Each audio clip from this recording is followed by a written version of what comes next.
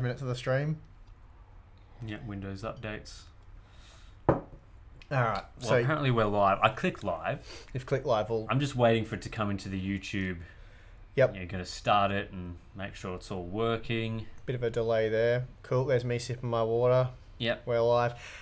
Send out all the stuff. Good. Let me copy some links and all that. I won't be able to watch the chat for a bit because my laptop is at 24% of a Windows update. I only use this laptop once a month when I come here. I should just leave it here really, and then you can update it for me before I get here. Yeah, I mean, if you never use it, you may as well, right? It's handy if I do need it, but for the last 6 months I haven't. I've only used it here. So every time I come here, we open it up and there's a Windows update. And it seems like there's a pretty big one. What big Windows update has been released in the last month? I don't remember. I don't know, anything. don't they? But Patch Tuesday is usually when they do their big launches, isn't that? I never reset my editing rig, almost never. But anyway, we're still at 24%, so it could be a while before I can see the chat. I'll have to try and read the small text on your screen. That's probably bigger than my tiny little laptop here. Probably.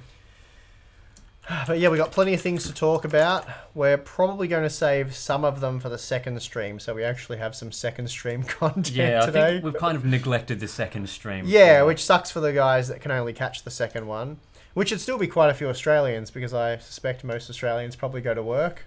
Yep. So some can listen at work, but yeah.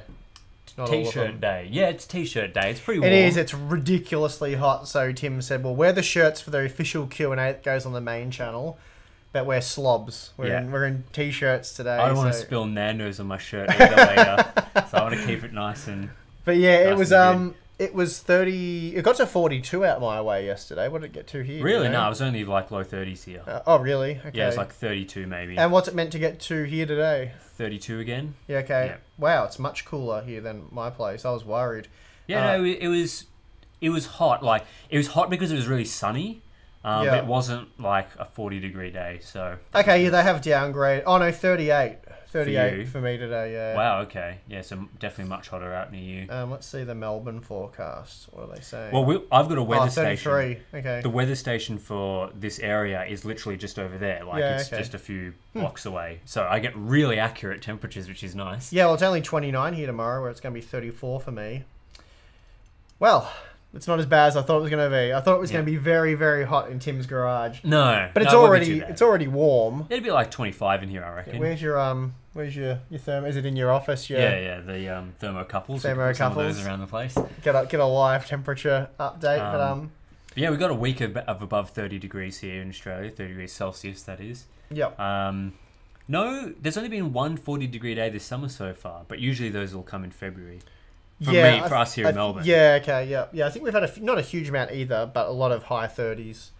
So anyway, that's why we're in the T-shirts. So my laptop is at 25%. Jesus, taking ages. 27, there we go. We're flying now. So the stream may finish though before I get the chat up, but I can sort of see the chat over here. Let me zoom in for your old man eyes. Cheers, thanks for that.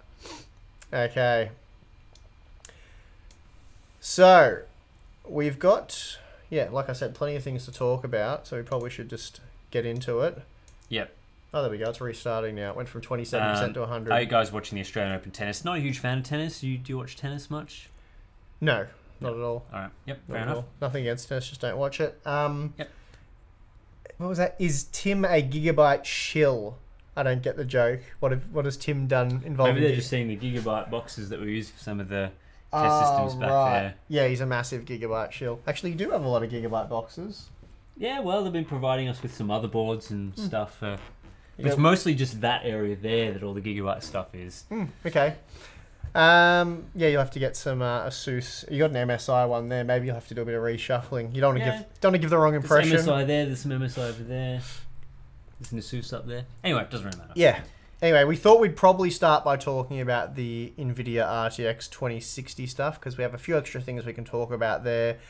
And yeah, probably a good place to start, I think. Yeah, So probably because that's kind of an ongoing issue, I think, at the moment. yeah, so where we're at with that is we have our RTX 2060 FE sample. So we got that a few days ago. I showed it in a behind the scenes video. I've started testing that. I've actually brought it for Tim. I got an MSI card yesterday, so that's the card I'll be focusing on along with a Gigabyte card. I got my Gigabyte card today. All the reviews for the AIB cards, I believe, are going up tonight. So possibly about 10, 12 hours. I'd be interested to see how many places cover the, because most places have already reviewed the Founders Edition cards. So I'd just be interested to see. I think there'll be a lot more than there was for the FE coverage. I think. Yeah, fair enough. Anyway, we'll see. But we won't have ours up in time because we still didn't get cards in time, and we just didn't want to rush it. I'm not bothering with just your official sort of review. I'm doing one of those 36 game benchmarks that we just saw between the RX 570 and the 1050 Ti. So I'll be doing that, and I'll be comparing over half a dozen cards in 36 games at 2 resolutions. I'm not going to bother with 4K for the RTX 2060. Yep. Man, I'm dry already. It's that super hot heat in here. Nah, it's not too bad. Yeah, so we'll be about a week away on that. I'm going to update the benchmark video I just did with the GTX 1060 3GB and 6GB along with the RX 580 because I've been doing that testing to be included in the RTX 2060 coverage anyway. But yeah, so we got the sample from NVIDIA. It was about a week late. For some reason, the AIB cards were also late. So that may be the case for others. I don't know.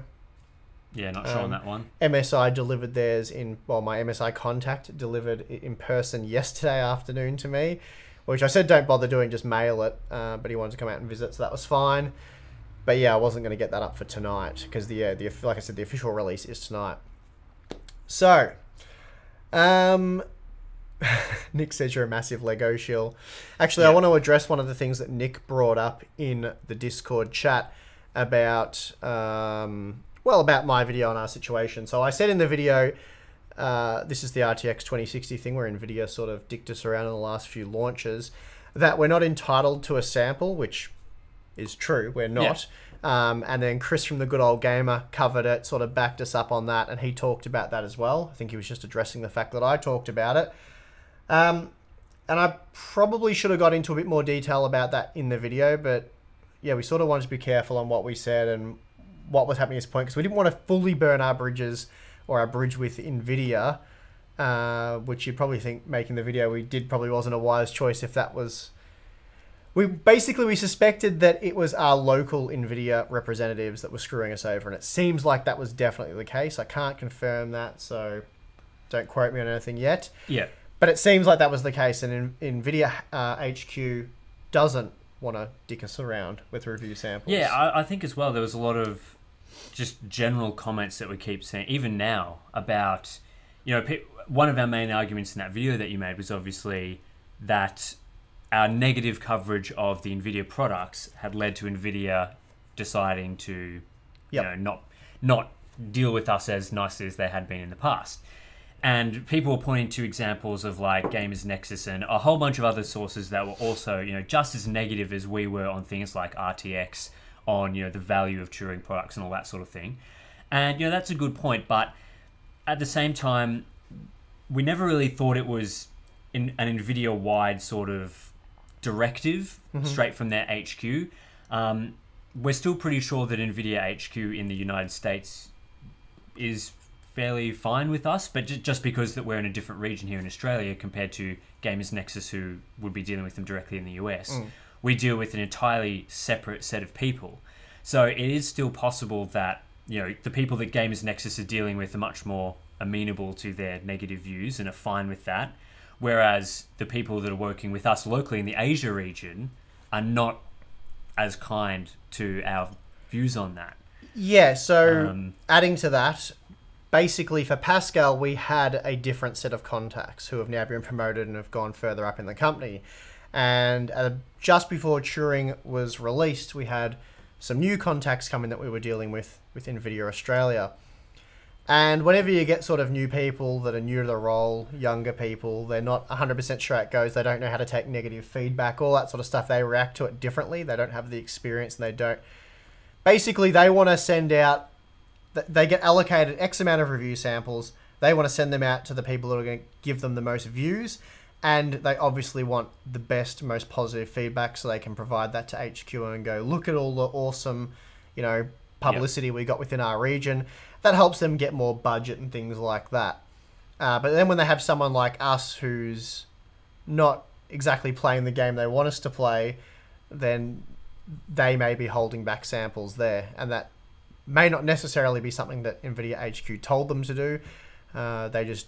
And it sort of seems like that's what's going on, and from what I can tell, that does seem to be the case, because they're not withholding review samples entirely. They're just delaying them to the point where we don't get the day one coverage, which they see as being, getting the most exposure, and that's something they report on. So when all the day one reviews go out, they will sort of do a report on all of them, show what scores they got, summarize the reviews, and then send it off to HQ. And if they can exclude us from that, but still sort of keep us happy by, delaying our review by a few days or a week, and they don't have to report on it, then maybe that's what's going on there.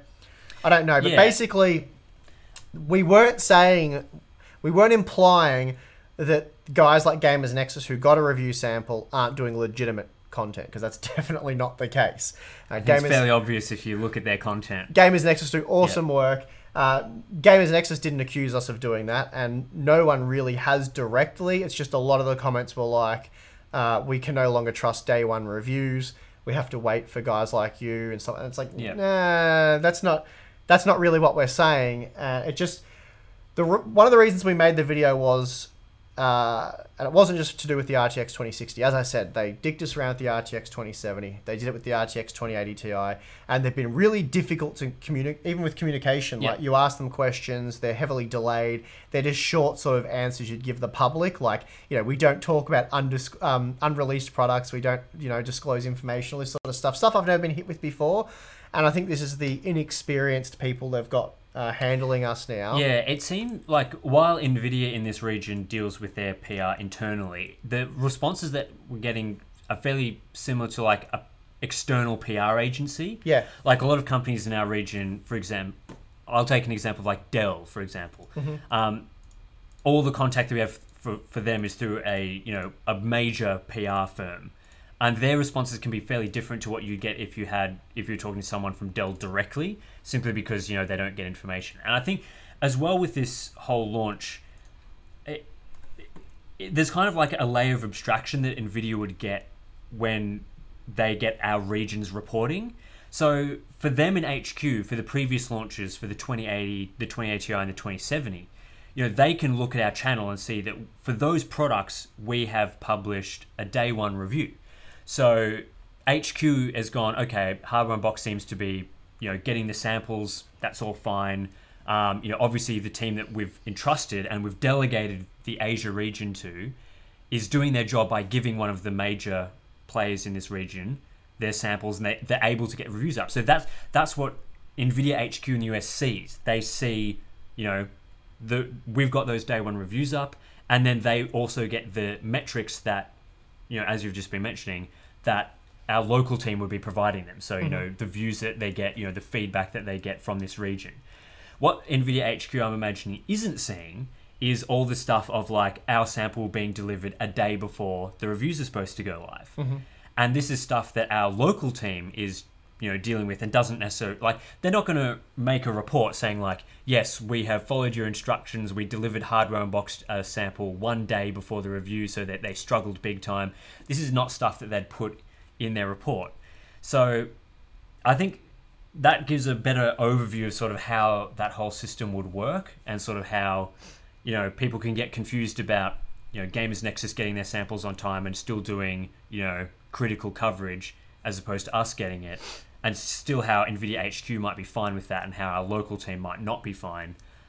There's all that sort of thing. And like you said, I think there's a lot of pressure for them to deliver good numbers for this region, to sort of say, we've got X views, X amount of X percentage of the coverage was positive, all that sort of thing is more what they'll be targeting. Whereas, NVIDIA HQ might be more concerned with just getting out the coverage and being like, make sure that these people have all got their, make sure that AnandTech, make sure that Gamers Nexus, make sure that all the major reviewers have got their coverage out.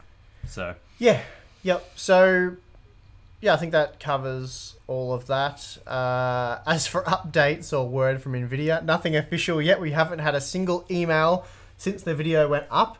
We know they're aware of it. Brian spoke to them at CES. So this is Brian from Tech Yes City. He spoke to the NVIDIA contacts that we're talking about in Australia, and apparently they were shaking in their boots a little bit, let's say. Yeah, I don't think they were too happy. Well, they were not. I mean, they obviously weren't loving our video, but they were very concerned about, I suppose, the fallout for them and how it may look on Nvidia as a whole. So I don't know if Nvidia are going to, go back to the way things were and just, Yeah, it'll be interesting to see what their sort of communication with us is going forward. I wouldn't be surprised if the guys from the US, reached out again.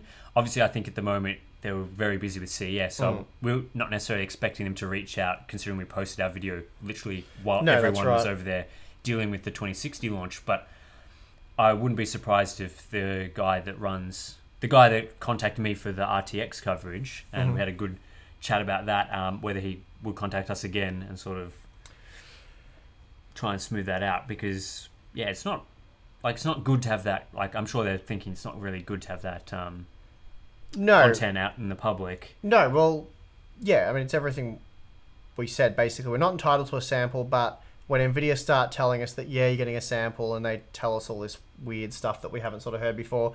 So it definitely seems like it's a local thing, but we didn't want to make it sound like we're saying whoever gets day one stuff doesn't do honest reviews. And one of the other reasons we made the video was because it's fair to say Nvidia globally has been a bit funny ever since the RTX stuff was launched. Yeah. And leading up to it. Very funny with the way they hold back with drivers. I don't know if that's just they're aggressively trying to stop leaks. Like, the companies are getting really annoyed about leaks, which we'll talk about later. I don't know if it's that, or they're trying to, which would be much worse, basically trying to cherry pick who reviews their products and how. And that's what we were concerned about. We thought, well, because I was sort of told that review samples were tight, which I never like it when they say that review samples are limited, because it's an RTX 2060. There should be boatloads of them for a start. It's not an expensive product either. It's not an like expensive product, and they didn't. Yeah. Well, they didn't need to release reviews a week or so before the AIB cards either, so they could have quite comfortably given themselves another week for reviews. They could have announced at CES and said reviews will be in a week, and then there would have been samples for everyone who, like I said, we're not entitled to it, but we've worked with them for nearly 20 years now. We've covered every launch. And if they'd done, like certain YouTubers we've seen, get samples and go, I didn't have time, or I didn't get it enough time. They had it for like half a week and they're like, that's not enough time, or they couldn't be bothered doing it, or something went wrong during testing and, I'm not going to do it. If we'd been doing stuff like that, then I can understand them not wanting to allocate a sample for us. They're investing something and we're not giving them any return on investment. But then wanting to make sure that that return on investment is a positive review, that's what I'm concerned about. Because, they might come for us first. We get knocked out of, the day one stuff. We get blacklisted. We're essentially like hard OCP then. And, okay, so who's next? Does Gamers Nexus then cover something and they're critical, and then all of a sudden they're blacklisted? And then you end up with a situation we were talking about before with Apple. So everyone that reviews an NVIDIA product on day one is basically verified to give a 90% plus score. Yeah. No sort of negative, constructive criticism or feedback or anything. And it's just to go by this, like what you saw with TweakTown. So basically a whole heap of TweakTown reviews. I'm not trying to attack TweakTown here, but I mean 100% score for the 2080 Ti is generous. And then, and I think as well, like the point of the video wasn't to whinge about us not getting a sample. It was to try and prevent that issue from escalating to the point where it's not just us that gets affected, as you say. It could be many other reviewers, and simply to sort of stop that in its tracks and make sure that NVIDIA is playing the game fairly and making sure that they're not doing this Apple-like stuff. Because if you're not aware, Apple is extremely strict with who they give their review samples to. They won't even basically contact you if you're not basically an Apple fanboy. So if you see day one reviews for Apple products, they are well known to only give them to people that give positive content.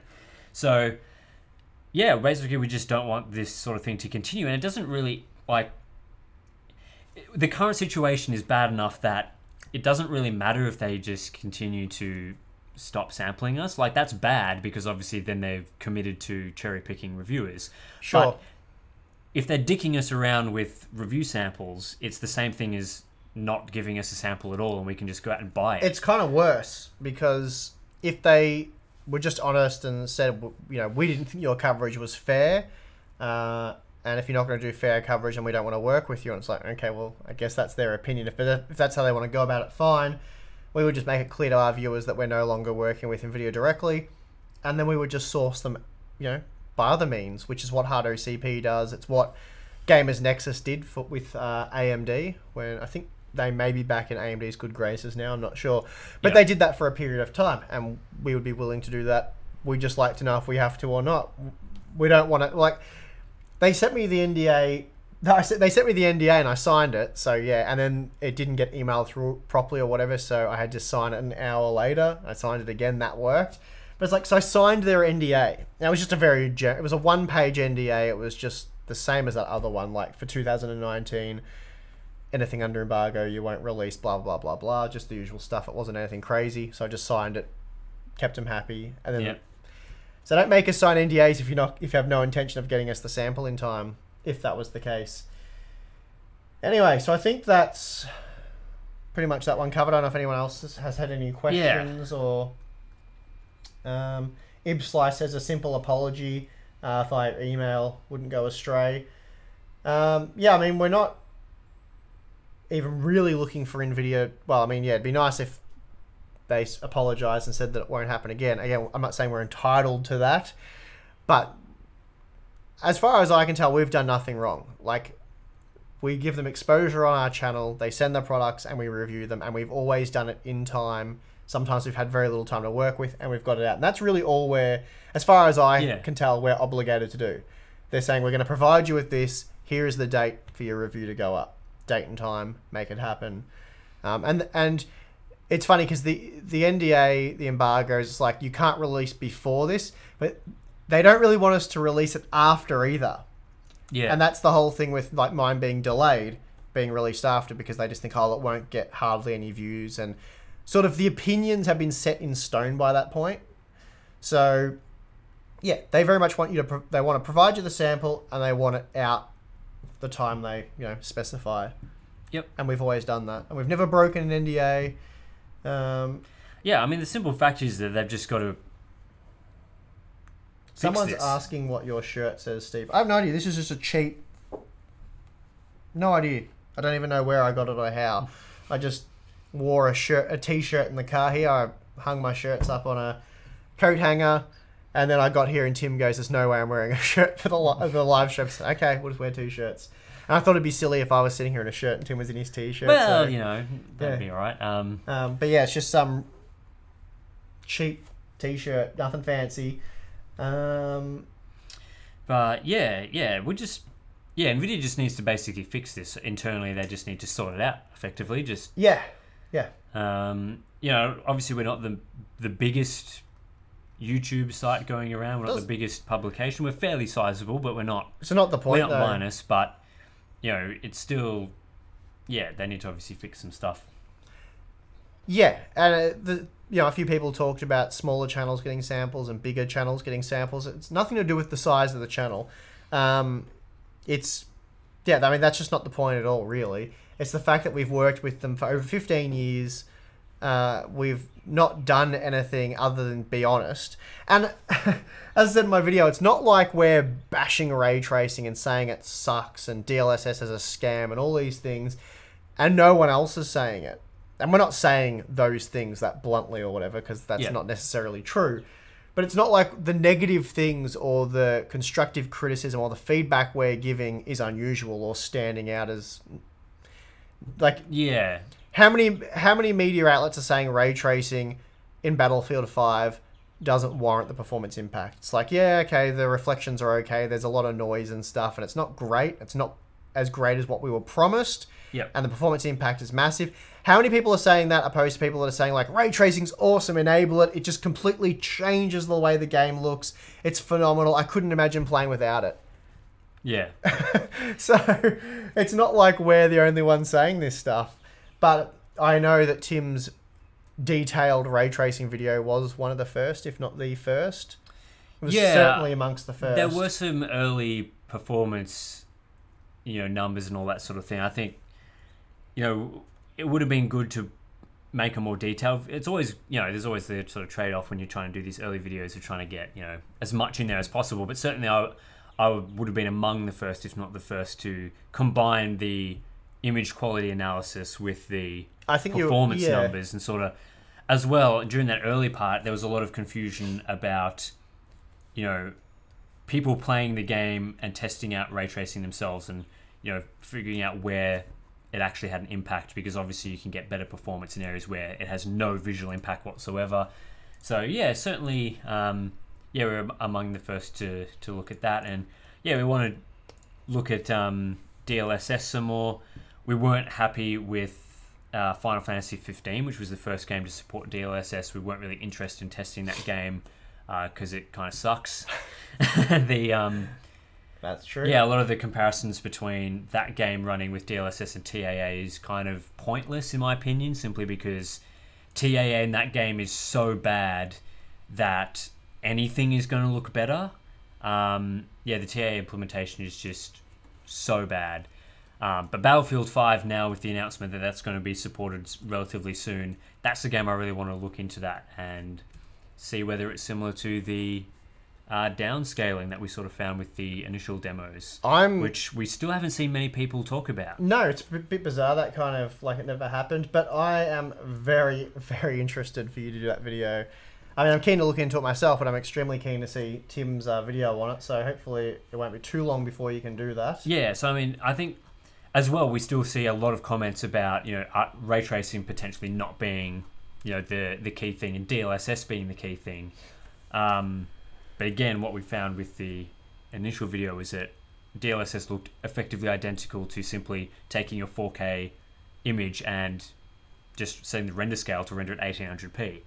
Yeah. So it becomes a little bit softer, the details become a little bit less, but it still looks quite crisp because it's still a fairly high resolution. Sure. Like 1800p upscaled to 4K is still pretty high. So, that's pretty much it with that stuff. I think Battlefield 5 is a fairly good anti-aliasing implementation, so that would be a good game to. I know, that'll be really interesting. Compare, sort of seeing the quality differences there. I would be surprised if it was any different to the 1800p in terms of performance and that sort of thing. Yeah.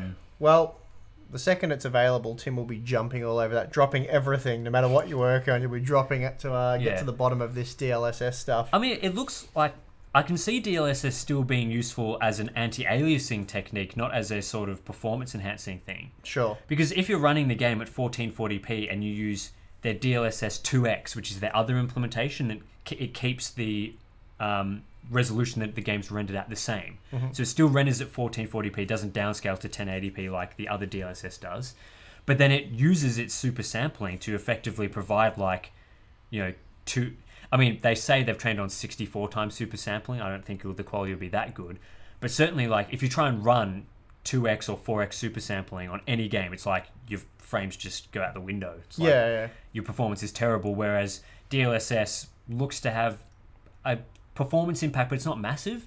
And I think that's where it's going to be really good. It's people with the 1440p display who want to run the game with, say, 4 times MSAA or some equivalent, and then they can turn on DLSS instead, and they'll get this much sharper, nicer looking image. It's cleaner. There's a performance hit for sure, but it's not nearly as I agree with everything you're saying. The only reason I still think it's somewhat useless is because it's on a per game basis. Yeah, I get that as well, but I think if they can get anti-aliasing is always effects have always been on a per game basis. Sure, but you get anti-aliasing in pretty much every game, whereas you're not going to get DLSS in every game. I know the implementation varies from title to title. And I mean, I'm talking about stuff that's yet to be confirmed. I mean, it could happen that DLSS ends up in nearly every game in 2020. I think it's similar to some games use TAA, some games use SMAA, some games use MSAA. Yeah, and that's why you don't sort of make a big deal out of SMAA or TAA. You're just like, oh yeah.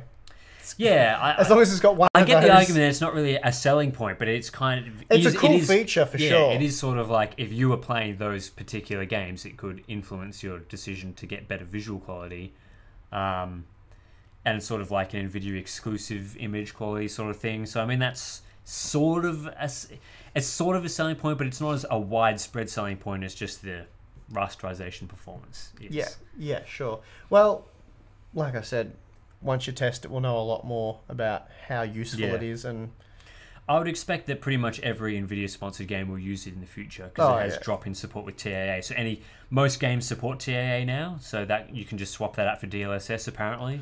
Well, that'll happen until it's probably proven that there's something like, SMAA is just better. Yeah, so, upscaled, or downscaled. So I think it will become quite. I sort of think as well, like NVIDIA's HBAO. That's the thing that's quite common in games now. That was actually developed by NVIDIA, and it's now. I mean, it's now vendor agnostic. It works on.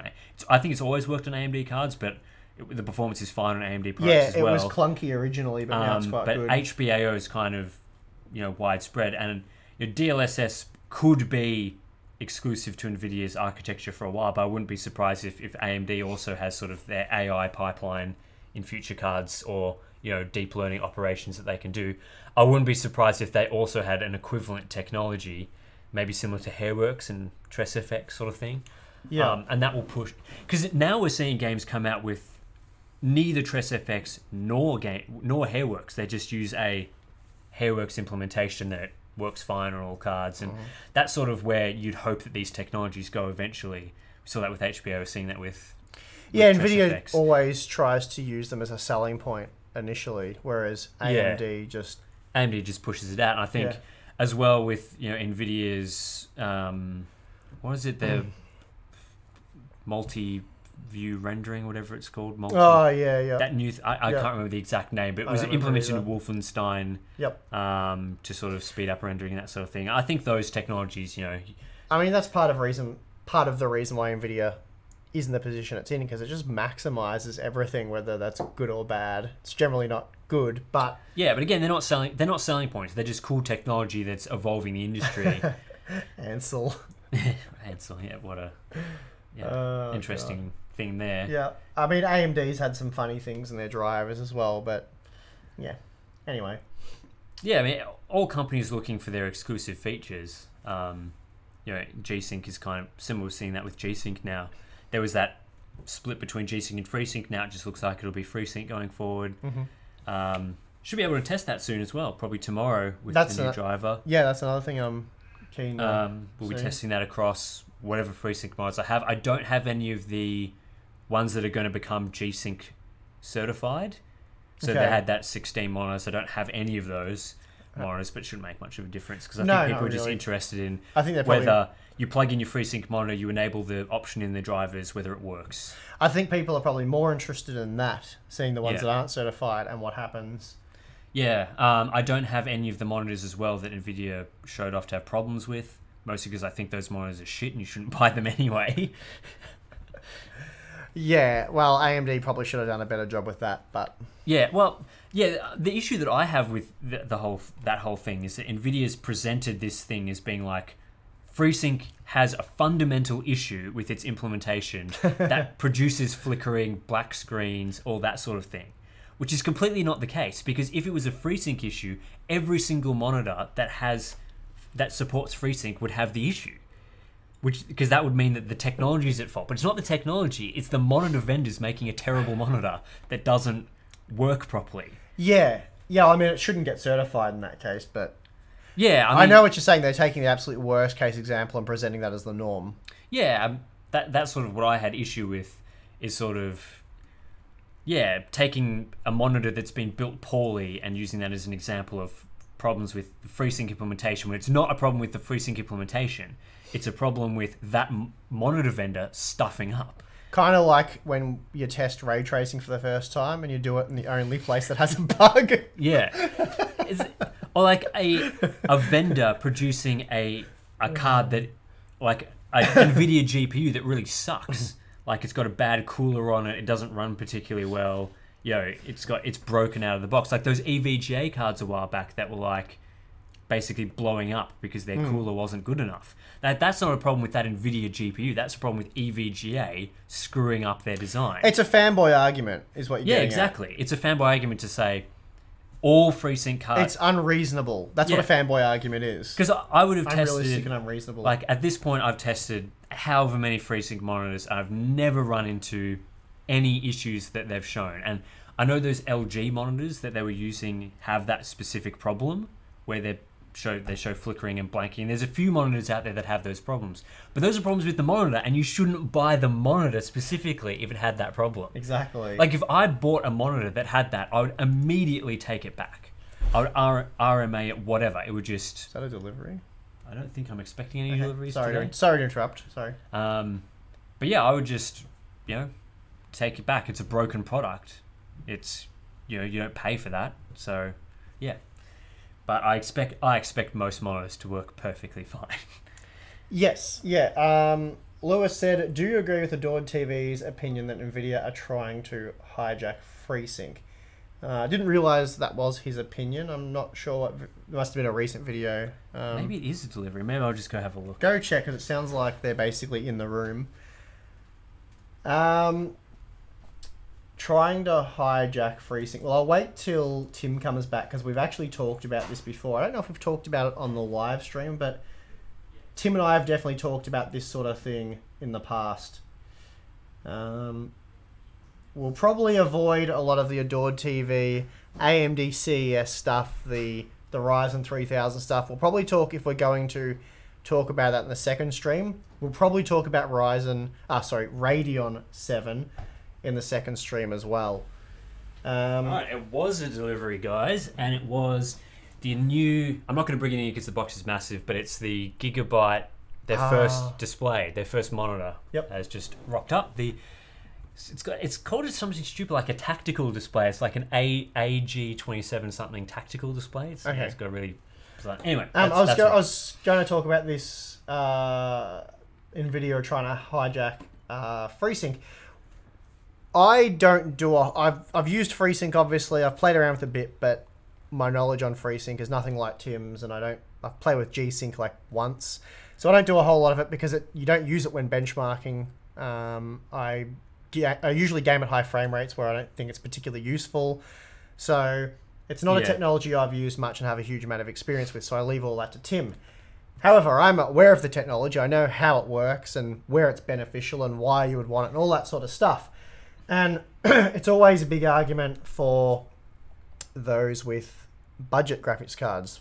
Buy the RX 570 because it supports FreeSync, and the GTX 1050 Ti. I said FreeSync, didn't I? Yeah, it uses G-Sync, more expensive monitors. It doesn't make sense. G-Sync never made sense. And so many times I've said to Tim, I think once was about 3 months ago, we were at Nando's, and I said to Tim, I do not get the FreeSync G-Sync thing. It makes no sense to me.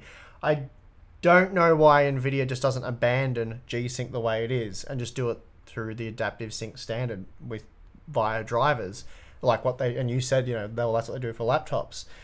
And I said, it just makes no sense to me, because one of the biggest arguments by the AMD fans, and not AMD fanboys, because it is a legitimate, reasonable argument, that sub $300 graphics cards, you're better off buying AMD because you get FreeSync, and it's free, and you get it with cheaper monitors. I mean, if you buy a decent gaming monitor, chances are it's FreeSync certified, and it will just work. It just works. So G-Sync didn't make sense to me at all. Like, it's never made sense at all, because you have to buy an expensive monitor, which means you're really buying expensive GPU, and then you don't need it. I don't agree that it doesn't make sense, because you have to look at the timeline of when these things were released to sort of understand the position that NVIDIA ended up in. Basically, G-Sync came out first. Yeah. And their way of doing it with the hardware module was the first implementation. So NVIDIA obviously put some time into getting their GPUs to support this module, and then they released these monitors saying, this is the way to do it. It's really good. We've solved all these problems. It works. It's all fine, but we need to use this module.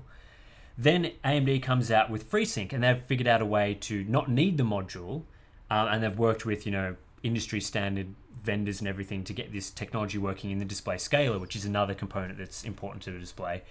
So they came out with this technology second, and then AMD sort of markets this as, well, it's free. We don't need a module. We're fine to do all this stuff. And at launch, FreeSync was worse than G-Sync because a lot of the monitors didn't support things like low frame rate compensation. The refresh rate windows were really narrow. A lot of the validation that goes into G-Sync wasn't in those FreeSync monitors. So at the time, you can then see NVIDIA would go, well, our G-Sync is actually better. So we have a legit, we've done it this way because it's better than FreeSync. So then you get this argument that, perpetuates of like G-Sync is better than FreeSync from NVIDIA. And they market it this whole way.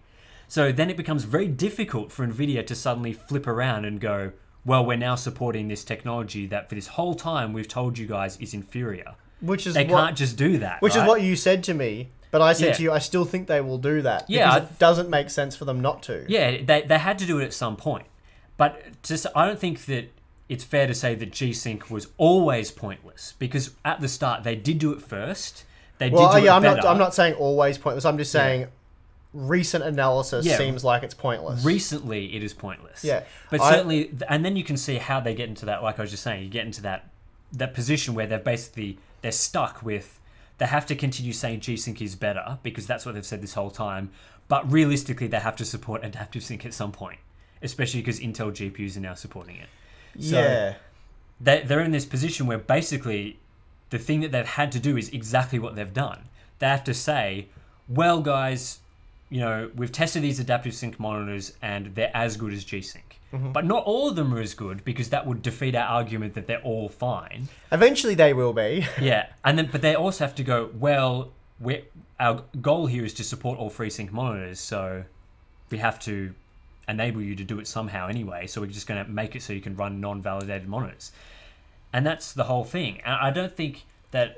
I don't think NVIDIA's hijacked FreeSync. Yeah, I don't either. It's an industry standard. I think they need to be cut a little bit of slack on that one. It's like, NVIDIA has now implemented HDMI 2.1 ahead of AMD. Is when AMD implements HDMI 2.1, are they hijacking that because NVIDIA did it first? I don't really think that's a valid point. I get the argument, because now all the monitor boxes, you're going to lose the AMD logo and the FreeSync and that. No, I don't think so. I think it'll be dual branded. You think it'll be dual branded? I think that makes sense as well. You see a motherboard, right, and it'll be Crossfire and SLI branding. I think that is exactly what's going to happen. I think you're right. And because the argument is that that'll go away and it will be just NVIDIA on the box. And what people don't realize as well is that AMD does actually charge people to have the FreeSync logo on the box. FreeSync is their trademark, and their logo. You can't just slap on logos and say this supports FreeSync. There are some monitors out there that only say they support adaptive sync, and those are the monitors that haven't paid AMD to have the badge on the box. So I think effectively NVIDIA is just going to do exactly the same thing. Be like, if you want this to be a G-Sync certified monitor, you pay to have our logo on the box. That's it. Is this the Adored TV video that talked about the RTX 2060 reviews? And how the media... I didn't watch that video. I didn't watch the whole thing, but he was going on about how, once again, the media have, fallen into NVIDIA's trap, and they're saying that the RTX 2060 is good value, but it really should be a $250 card, and blah, blah, blah, blah. Is that... Someone can I'm not sure. Because I wanted to sort of talk about that as well when we talk about the RTX 2060. I probably can't say too much because I don't have all the facts and figures yet, but... Gamers Nexus from a lot of people, and I haven't even watched their full review. You've watched it, haven't you, the Gamers Nexus one? I think I read their review on their website. They were copying a bit of flack from a few of the smaller YouTubers saying that, they gave it a positive review and they shouldn't have. And it's like, I kind of get it, and I know what they've done with the naming. They've bumped them all up one, and then they've adopted the higher pricing and all that. I get that. Cortex did that as well. I watched Cortex video, but he did it...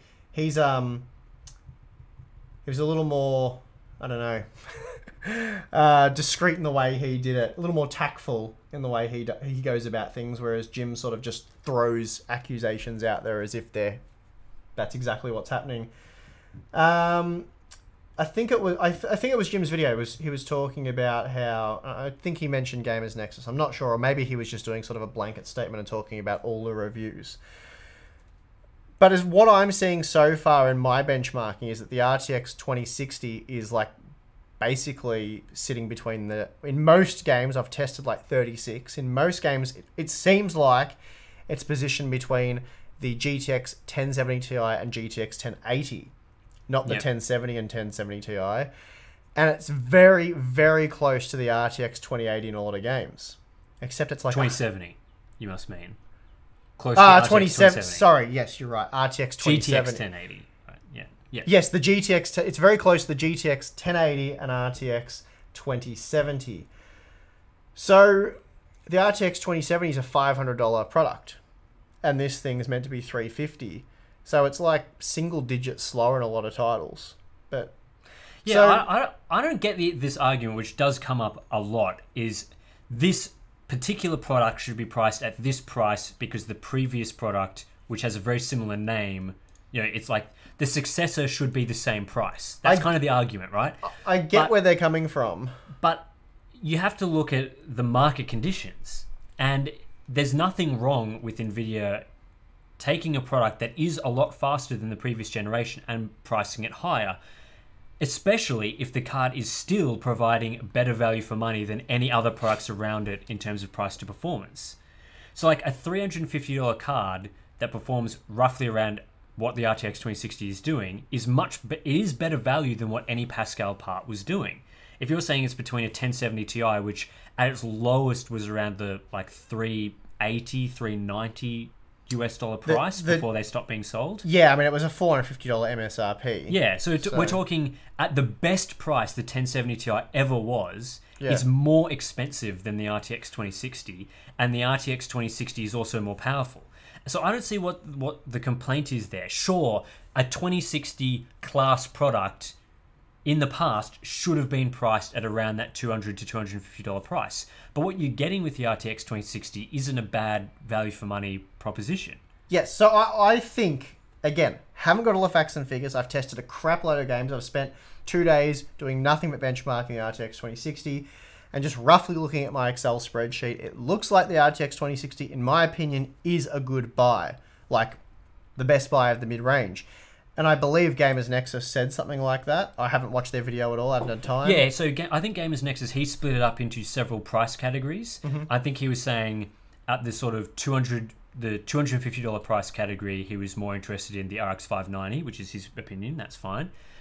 He's more interested in the RX 590. I think he was comparing MSRPs though. So the 1060 6GB is $250 as well with its MSRP.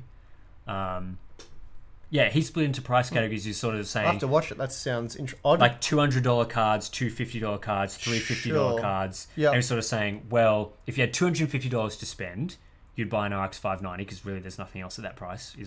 Well, you wouldn't. You get an RX 580. Well, I mean, that's his opinion. That's what he said though. Okay, right? But yeah, go on. But he was saying if you had $200 to spend, you'd buy that. Anyway, so he's sort of saying at $350, that is the card you would buy. But potentially if you had... a lower budget, you can get a better value for money card with lower priced cards. Yeah, I mean, you wouldn't touch the RX 590 at, 180 or something with a 50 foot 280, yeah. It's $280. The RX 590. Yeah, you're right, sorry. Yeah. Yeah, you wouldn't touch that because that is... Wait, that's what he said. That's what he said in his video. Yeah, so anyway, but basically, to break it down real quick, if I can get all the numbers sorted in my head correctly, the RTX 2080 Ti is horrendously overpriced, but it's hard to argue because it offers something no other card does. Yeah. So it's like, well, take it or leave it, basically. You can hate on it for the price, but at least it has that. The RTX 2080 was kind of pointless because the 1080 Ti was cheaper and single digit slower. Ray tracing hasn't really panned out so far. DLSS hasn't really panned out. So you would have been better off snagging a cheap on sale 1080 Ti. Exact same situation with the RTX 2070. The 1080s going out the door with better value. And now it's just coming at the same price and offers similar performance. So it's like, it's not good, it's not bad. It's just, I mean, I said it in my video. It's a side grade. It's a side grade. And then the RTX 2060, though, is like, okay, well, it's cheaper than the 1070 Ti by $100 at MSRP. It's cheaper, even if the MSRP is cheaper than the sale price, as you said, and for the most part it's faster. So it's like, it's not a massive upgrade, it's not a huge win, but it's something. It's a step forward. There's never been basically, if you can get an RTX 2060 for the MSRP a few weeks after launch, that's the other thing. The launches, you've never been able to get the MSRP really, but you can order a FE card at the MSRP, can't you? Yeah. So you were never able to get a 1070 Ti new for that price, really. Yeah, Without some and I crazy think sale. just because what used to be a mainstream class card, this 60 level card, just because that is now a higher price card, doesn't mean that Nvidia can't push out cheaper cards. There's nothing stopping Nvidia from pushing out an RTX 2050 and an RTX like a 2040 or something, or a 2030, and covering all the prices from $100 through to $350. Yeah. It's not sure the naming.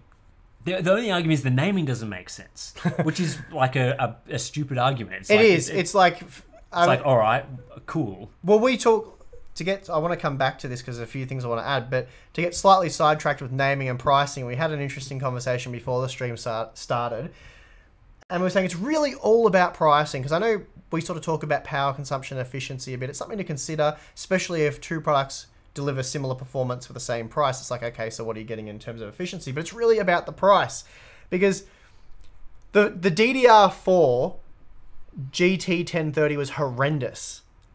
Such a bad product, and you've heard us go on and on and on about it. But I said to Tim, imagine if that product, Nvidia just decided to release it for $20.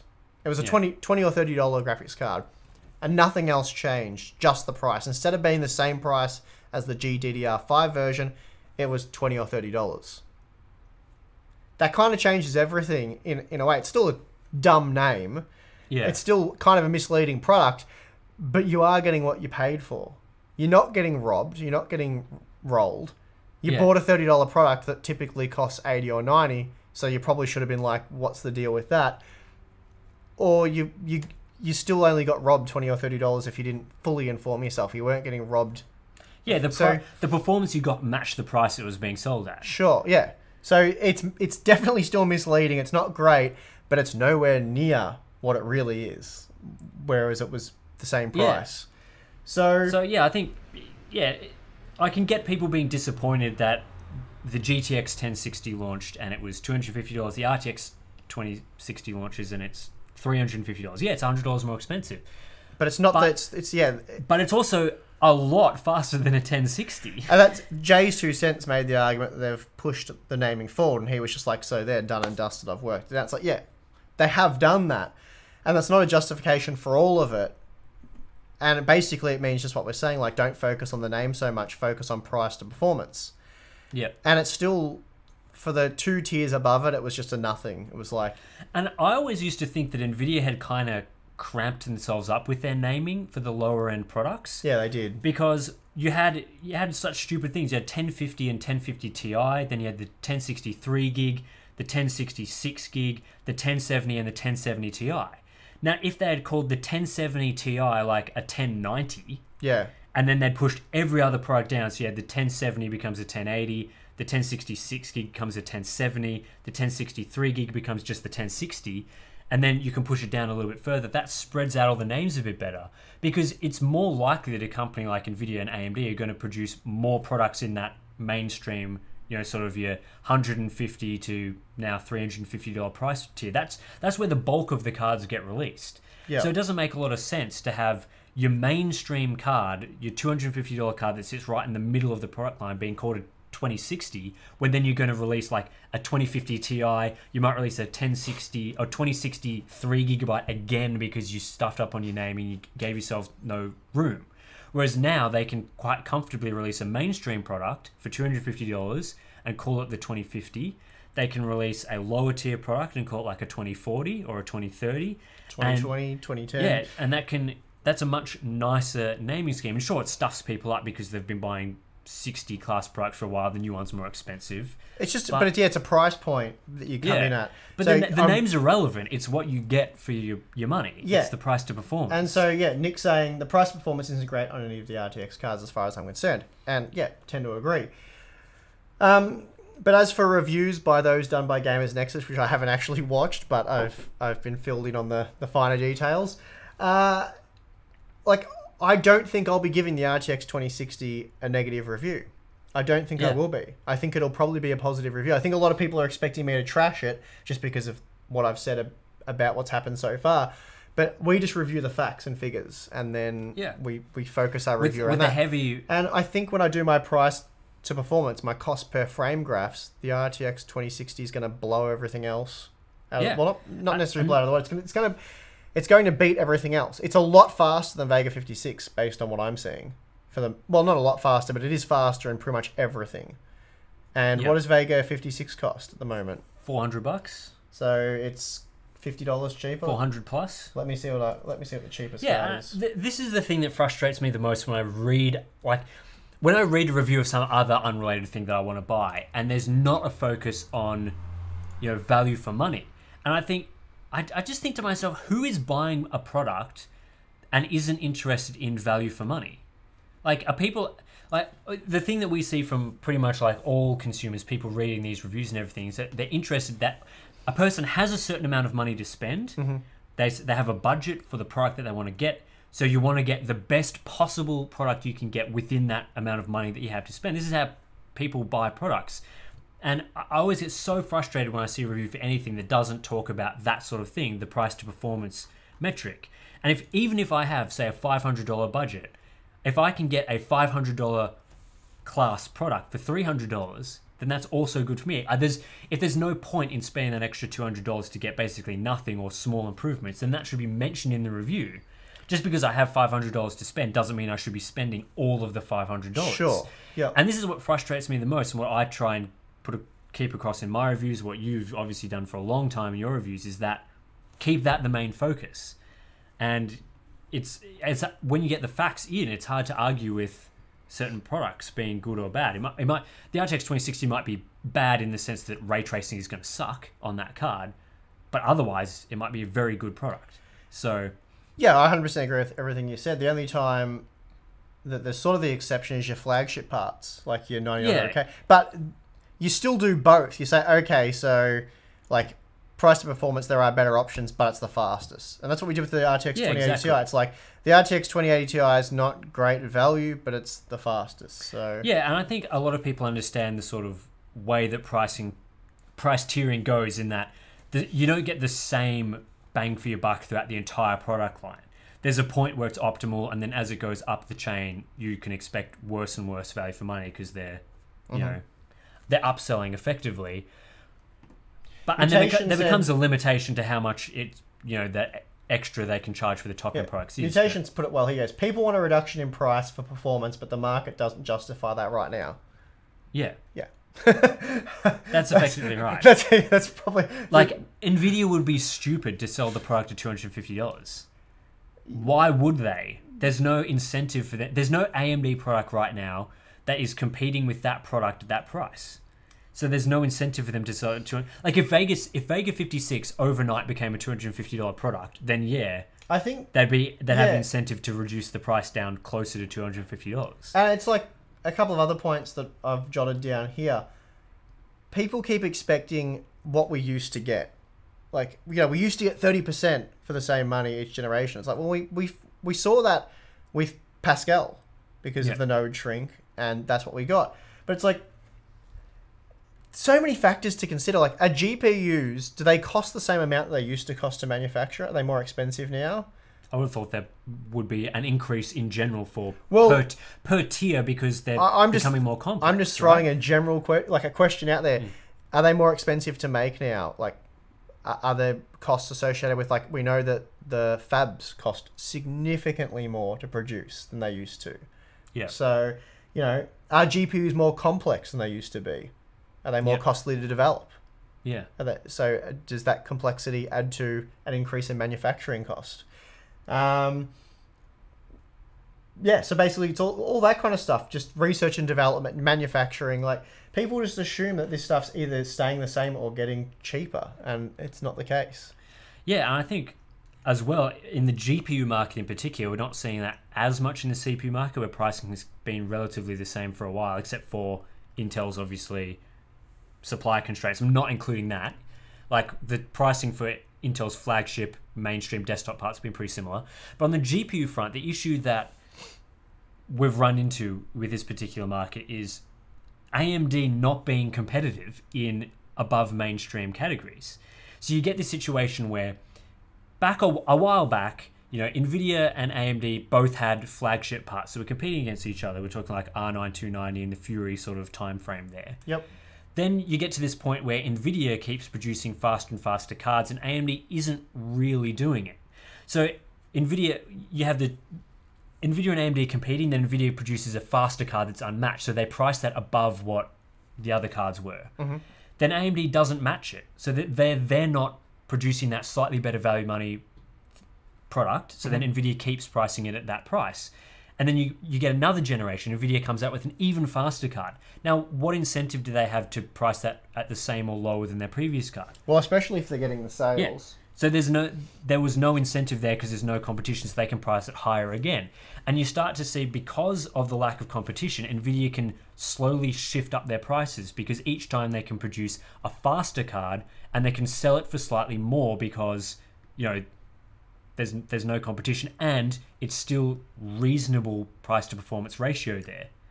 So then you get this whole situation where now AMD is potentially getting back into higher end cards. Mm-hmm. But Nvidia has basically just shifted up the entire cost of not just their lineup, but the GPU market as a whole. They've gone, well, we can now sell a flagship card for $1,000. We can sell our slightly down from that card that was the previous generation performance for $700. And that starts to shift everything up. They produce the RTX 2060 now, which is a $350 card. And they can go, well, it was roughly in line with like a 1070 Ti, so we can push that price up. Yeah, so AMD not being competitive in the high-end market can shift the entire GPU market's pricing up when a new generation of performance comes. It's partly that,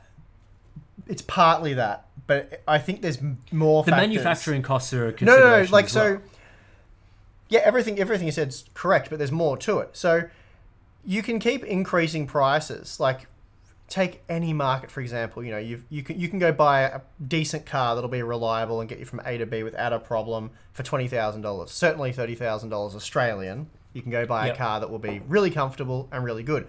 Or you can go spend 10 times that on a Mercedes. Yeah. And it's like, well, why would you? And how can Mercedes charge that much for something that is technically superior, but not to the tune of 10 times the value? Yep. And they can charge that much because there's a market for it and people are willing to spend it. That much money. And that's really what has led us here. Isn't so much AMD being non-competitive. It really isn't. And what it is people buying Titan XP graphics cards for gaming. I mean, they're gaming graphics cards, they're good for nothing else. Yeah. But Nvidia have just been doing these experiments over the years. Let's make this one $1,000. Oh wow, sales were alarmingly good. Let's make this one $1,100. Still good. 1,200, 1,300. Yeah, I think that's exacerbated by the lack of competition for those products. Because if AMD released a product that was, even if it wasn't, say they're competing with $1,000 card, they could release like a $900 card, and that still is going to slightly shift that market back down a little bit. I don't disagree, but at the same time, like, it's insane that people are snapping up RTX 2080 Ti cards, 2080 Ti cards for what, $1,300 US? Yeah. That's insane. And we've got a new wave of them coming out, which we were just talking about before. I actually just got the new MSI Lightning card. They're going to be like, I don't even know how much. 1,500 plus. The Asus one was 1,600, the one with the water block. So they're selling these RTX 2080 Ti cards as well. They're obviously selling them better than projected, or at least they're selling them well because they're like, let's do a second wave and make them more expensive. They're not doing all this investment in making these custom cards if they don't think they're going to sell them. And so that means that the next generation is going to be more expensive because they targeted $1,000 for the flagship part and it hasn't sold for that yet. And as far as I can tell, they must be selling because of... They're constantly out of stock, yeah. Well, because of all the indicators. So your 3080 Ti is going to start at $1,300. Like US. It's definitely going to. And people blame reviewers. And yeah, there are some reviewers that gave the 2080 Ti 100% and said, just buy it. No, seriously, just buy it. And stuff like that. That did happen. But you can't blame reviewers for any of this. Because we're not twisting your arm and making you buy it. And there's plenty of reviewers out there like myself, Steve from Gamers Nexus, and dozens of others that have said it's not worth buying. and people are still buying them. And I think there'd be a lot of frustration with that sort of pricing if there weren't gains in value for money in the mid-range and mainstream market. Sure. But the fact is that we still are getting maybe smaller improvements gen over gen than we were getting, but there still is improvements in that market where most gamers are buying stuff. So when you get those sort of small gains year over year in that market, then they're free to basically make these premium tier products that are priced and have most of the performance gains go into those. The GPU market is super overpriced. It definitely is, but it's going to continue to get more and more. Like, if you think it's overpriced now, it's definitely going to get worse.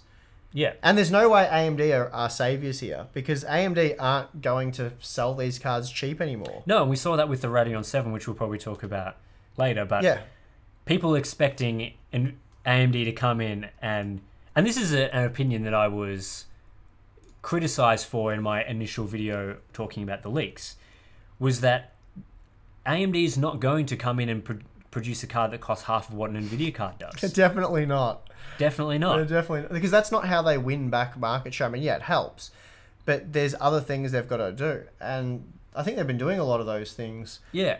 So that's not how the market works anymore, and it will get to a point where Nvidia and AMD will figure out how much money people are willing to spend on a high-end product at the absolute maximum. And I think Apple has sort of found this now with their iPhones, is that Apple is doing effectively what Nvidia's been doing, and each year they're producing these new iPhones that are more expensive than the last one. So they go from having like a $700 flagship to now the iPhone X is like over $1,000 US. Yeah. But they've also figured out now that people's willingness to pay for a $1,000 iPhone isn't that high, and that people are much more interested in paying $700, which is why Apple has just had a really shocking quarter because they missed their expectations because they sold a phone that cost too much money. Yep. And people weren't willing to pay for it. So now Apple has realized that price that they can sell their top tier flagship is, probably more than $700, but less than what they're currently selling it for. And that's the limit. They've found it by continually increasing the prices year over year. And Nvidia's doing the same thing. And eventually they're going to find that same thing where, maybe now people are willing to buy a $1,300 card, but are people willing to buy a $2,000 card? Probably not. And eventually they're going to find that point where they can sell their flagship cards, and they're going to get not very much traction. Obviously, you have to factor in inflation with this too. So, thing with the iPhone, I mean, there are measuring sticks. I mean, it's a thing that you call people on that can do a couple of other things. But with graphics cards, and this is why... But there's big Apple fanboys that pay each year to get a new one. I know. But with graphics cards, it's like you can very much create a measuring stick. Is this one worth more? And that they try to dilute that a bit with your ray tracing and your DLSS and all that sort of stuff. But you can very accurately measure the experience that one card will give you opposed to another card. And I kind of want to do this video, but it's going to take a bit of time. We've got all these games out. You've only got so many games, and you've got all your Shadow of your Tomb Raider, your Battlefield 5, all the latest games that have turned out to be quite good, whether you want to argue that point or not. And you've got all these graphics cards to play them. And I mean, you don't need to play at 4K on a 144Hz display worth $2,000, but let's say 1440p gaming, because that's pretty common. How much better is the experience between an RTX 2080 Ti compared to a GTX 1080 at 1440p using optimized your guides? So rather than just whacking everything to ultra and getting ray tracing type quality gains, or not even. But yeah, you're talking about like an optimized gaming, what you actually need. So Assassin's Creed Odyssey, it's Assassin's Creed Odyssey. You got 40% performance Just uplift. Cause 4, those like Battlefield 5 in some situations you can get fairly sizable gains. Because I know we get criticized for using the ultra quality preset, because often the preset one below offers quite a significant performance uplift for a very minor downgrade in visual quality. And I mean, even some other games you play on medium and you're not really giving up much, and the performance is just so much better. Sometimes you see so I guess 60-70%. The question would be, are you beyond the point of like good enough performance? Because you don't really need to run at 300 frames a second. There's diminishing. No, returns once you over get a up certain over point. 100, the input's pretty good. I know CSGO players like 300 and stuff, but that you can get 300 on a bloody GT 1030, and CSGO you need a good CPU. Yeah. Um, So yeah, I think that's an interesting But question. yeah, is sort it'd of- be an interesting video to look at the current landscape, all the current games, the really demanding ones, Battlefield 5 multiplayer and all that. Run them with some optimized settings, and then just see what kind of GPU you need to really push high frame rates, reasonable frame rates at 1440p. Because I dare say you'll find things like a Vega 56 and a GTX 1070 are just fun. I mean, I game with a Vega 56 graphics card in my PC. I reckon even in some games That's fine. like Battlefield 5, for example, an RX 580 would give you a pretty good experience with optimized settings. Oh, yeah, at 1440p. 1440p it probably would. 1080p it'd be flying. Yeah. So, I think, I mean, us doing that video isn't really going to change the hearts and minds of gamers, but Yeah. people seem to think that you need these really high-end graphics cards, and at the end of the day, it's like it's kind I of nice. think it's also as well that sort of mind pressure. I don't really know a way to describe it, but sort of like you have your PC, right? And even if Ultra isn't actually any better in any way, it's like because you're not running it on Ultra, you're like, What am I well, missing my out PC's on? not good enough. So you Yeah, sort of yeah. feel that pressure to have better hardware so you can run it on that Ultra setting. Well, And I used to be like this. I think so a lot did of I. people- Yeah, well, I remember before I had all the latest and greatest tech all the time. Like, oh, imagine being able to run at this resolution, the native resolution with like maximum settings. It must look amazing. And you turn it on, and you're like, it's really stuttering. You're like, yeah, it does look better, but imagine that at 60, it must be just incredible. And then you do it, and you're like, it's kind of nice, but whatever. Yeah, It's and like, I think doesn't really change a whole lot.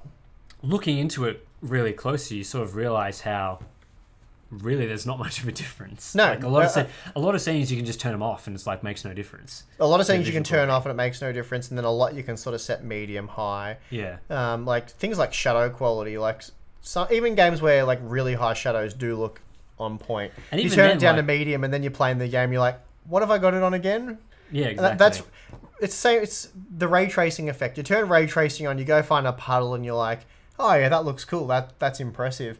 And then you It's go the things that affect density that and like texture Exactly. quality that have a big impact. It's draw like, distances, things yeah, like like that. having a really dense game world makes the game look a lot better, but having shadows that are slightly more sharp at a massive performance cost is not really. But yeah, if you stop and look at them, it's like, oh, that does look a lot better. That's kind yeah, of like cool. with the reflection thing. Yeah, and then you go play the game and you're like, oh crap, what did I leave it on? Like, I would much rather play Battlefield 5 with, like, a significantly more dense game world. Oh, hang on, stop. Sal Kagan just got on. Alright, time to end the stream. We've been going for an hour. See you guys.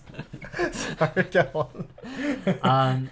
Yeah, like, I'd much prefer a Battlefield 5 where the game world is, like, really dense and has really high-quality models, really, like, top-notch texture work, and it is already a bit like that.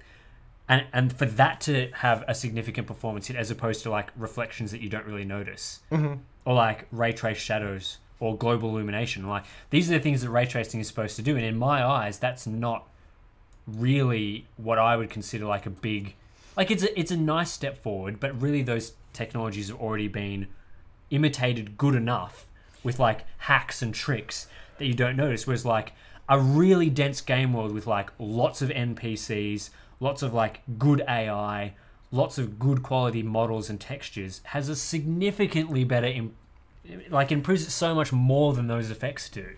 Basically, what you're saying is ray tracing is impressive what it can do. It does have a lot to offer, but right now there are other things that won't cost us nearly as much computational, like it won't cost us as much that will give us big gains. Yeah. So I mean, That's why I think, like, a game like Hitman's really impressive, because Hitman, it doesn't strive for the mega good lighting or anything like that, but they have extremely dense crowds and lots of different models, lots of different cool things that they sort of do with the gameplay, like the mirrors impacting your gameplay. And I sort of think that's a much better use of increased processing power as opposed to going all out on, like, amazingly sharp and accurate shadows. yeah, it does something that most other games don't do. Yeah. So that's cool. Like back with Assassin's Creed Unity, when that game had, like, massive crowds, and it's like they had to dial that back because it was so performance intensive. And I think, wouldn't it be cool if, like, an open world game like GTA 5 didn't have like 5 cars on the road at any time, but had like an actual city's worth of cars and people there. Yeah, and let's be honest, what would the developers of Battlefield 5 have been better off, or what would their time have been better spent doing? Improving, hit detection, balancing of weapons, maps, things like that, or adding ray tracing? Like, where would the user base have preferred they invested the time? They would have preferred their time being spent making sure that the game came out with all the content in it at launch, as opposed to implementing something like ray tracing. Yeah, and because that was the main criticism with that game, was like half of the story wasn't there. A lot of maps were planned for the future, and they should have just launched all that to begin with, which I think is a very fair criticism of that game. While I think the game, and I've played a bit of it, I think it's quite a fine game with the content that's in there, but that criticism is fair enough. Yeah. So, yeah, that's where I sort of think developers are better off spending their time as opposed to, looking like. It is worth spending time on cool graphic effects, cool lighting, getting all that stuff right. But it becomes a point of diminishing returns where you have a game that looks as good as, like, I don't know, I still feel like it's a tech Shadow demo. of the Tomb Raider or something. Right? Yeah. You get a game that looks as good as that, and you're like, wow, that looks really good. But the next step would be making that game more dense and have more interesting things going on. There's been tons of questions that I haven't. We should probably just move on to questions and wrap this first stream up, and then we'll talk about CES and the Radeon 7 stuff for the second stream later tonight, after we get some Nando's in us. Yeah, I think we need some Nando's in us. We should probably wrap this one up. Can you troll Jensen a bit in your RTX 2060 review? I think given what I've already said about the RTX 2060 and how our stuff's gone, I'll probably just stick to the facts on that one. Yeah. I'll leave the trolling out of it. Don't need to really rub it into NVIDIA. We've already said our bit publicly about that. I mean, I think my RTX 2060 review, or it's not going to. I'm pretty much skipping the review. I'm just going straight to an in-depth performance evaluation. I think it's going to be mostly positive. So if people are expecting or hoping that I'm going to be trashing it, yeah, you'll be disappointed. That may happen with Tim's DLS stuff and your ray tracing stuff for the RTX 2060. So I'm not going to do any RTX 2060 ray tracing or DLSS stuff. Tim will do all that. So I'm just going to do your standard performance test. What else we got here? Who the hell is Nando? Legend. You haven't heard of Nando's? Google it. You must be from the United States then, if you haven't heard of the wonderful Nando's. Yeah. Ibslice says, I think Strange Brigade is also quite impressive. Yeah, that game is. Unfortunately, it'll never get sort of the recognition that it probably deserves. It didn't seem to get a lot of traction. It was never really like a big AAA title. Yeah, sort of like a AA sort of thing. It was definitely a AA. But it's a really fun game, really good quality, and yeah, like I said, it probably it never got the attention it deserves, in my opinion. All right, should we sign off? Any more questions? I don't think there's anything. Because we're going for hour and 18 minutes now? Hour and 18. Yeah. Let's not make it an hour and 19. That's just pushing it too far. Yeah. Well, I don't think there's any questions, and people can just ask them in Discord. If you got any things, well, I suppose you could just ask them in the second stream anyway. Save your questions for the second stream. So this time we have actually saved a topic for the second stream, so it's actually worth tuning in this time. Yep. We're going to be talking a lot more about the AMD announcements at CES, the Radeon 7, maybe some more on the rumor related stuff, and all that sort of thing. That's our main topic for the second stream. Yep. So that will be in 5 hours from now, roughly. We scheduled it for 6 p.m. Australian Eastern Daylight Time. Yeah, we were doing 7, but 6 is better, isn't it? Does Crossfire SLI scale better with resolution or frame rate? Not sure what that means. Usually scaling is frame times rate. is reporting. But yeah, the higher the resolution, usually the better the scaling with SLI and Crossfire. Intel's buying AMD. Yeah, don't think so. That's interesting. Yeah, don't think that's actually happening. That can't be real. All right, let's finish this one up. Cool. Done. See you later on. See you in a couple of hours.